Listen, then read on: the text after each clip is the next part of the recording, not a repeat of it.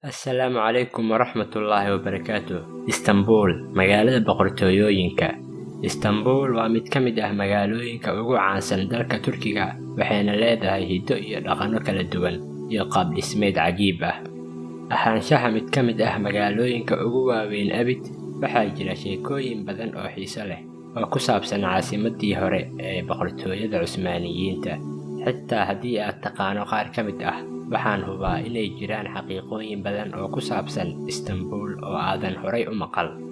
Kumanaan sano oo taariikhi ah waxay caasimad u ahayd 3 boqortooyo oo waaweyn: Roomaniska, Byzantiniyiinta iyo Cusmaaniyiinta. Ku soo dhawaada xaqiiqooyin ku saabsan magaalada Istanbul ee dalka Turkiga. Istanbul waa wadnaha dhaqaalaha, dhaqanka iyo taariikhda dalka Turkiga. Xarumaha ganacsiga iyo taariikhda waxay ku yaalaan qaybta Yurub ee magaalada Istanbul, halka 3 meelood meel dadka degan magaalada Istanbul ay ku nool yihiin qaybta Aasiya. Istanbul, iyadoo caasimad u ahayd boqortooyooyinkii hore, boqortooyooyinka sida Roomaniska, Cusmaaniyiinta, laakiin maanta ma ahan caasimadda Turkiga. Ankara ayaa ah caasimadda Turkiga. Grand Bazaar waa mid ka mid ah suuqyada ugu qadiimsan uguna weyn adduunka. Wuxuu shaqaynayay laga soo bilaabo 1461.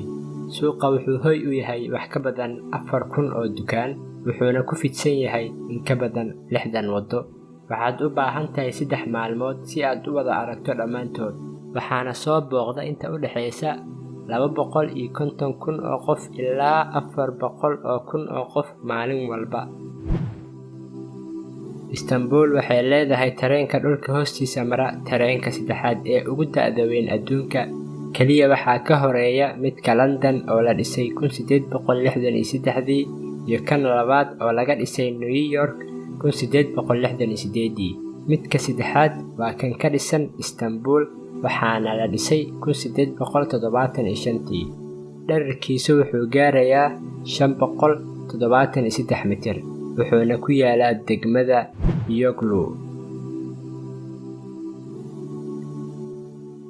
Calaamadda ay caanka ku tahay Netherland, ubaxa loo yaqaan Telbis, asal ahaan wuxuu ka soo bilowday magaalada Istanbul. Ubaxa ayaa markii ugu horeeyay loo diray Netherland qaybihii dambe qarnigii 15aad. Istanbul waxay mar caan ku ahayd inay tahay magaalada ugu dadka badan adduunka. Sanadii 1502 waxay haysatay kaalinta ilaa 1840 markii ay London booskaas kala wareegtay. Istanbul waa goob ay dalxiisayaashu aad u soo booqdaan. Waa magaalo soo jiidatay dareenka iyo qulubta dad badan. 5.42 milyan oo qof oo dalxiisayaal ajaanib ah ayaa booqday Istanbul, caasimadda dhaqanka Turkiga, 5 bilood ee ugu horeysay 2019. Inta badan dalxiisayaasha booqda magaalada Istanbul waxay ka imaadaan Jarmalka, Ruushka, Faransiiska, Ingiriiska, Holland, Talyaaniga iyo Iiraan. Istanbul waa magaalada ugu weyn Turkiga, waxaana ku nool in ka badan 15 milyan oo qof. Muslimiinta waxay ka yihiin 99 boqolkiiba.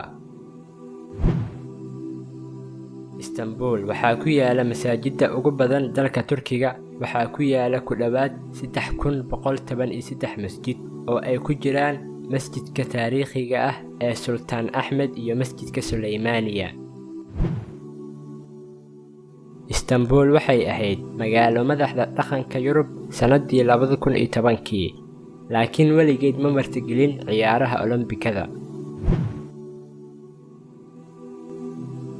Turkiga waa waddanka kaliya adduunka ee warshadaha aflaanta maxalliga ah ay sameeyaan lacag ka badan filimada Mareykanka.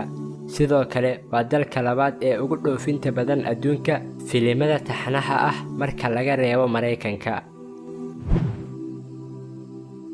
Istanbul waxay ku jirtay kaalinta 7aad magaalooyinka ugu dhaqaale koritaanka badan ee dunida sida lagu sheegay warbixinta ay soo saartay Machadka Brookings.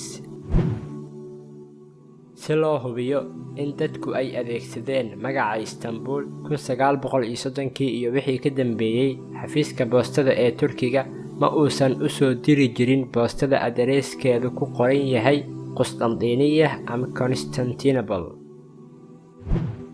Istanbul waxay lahayd 1400 oo musqulaha dadweynaha ah oo ku wareegsan magaalada xilligii boqortooyadii Cusmaaniyiinta, halka Yurub inteeda kalena aysan lahayn wax musqul dadweyne ah.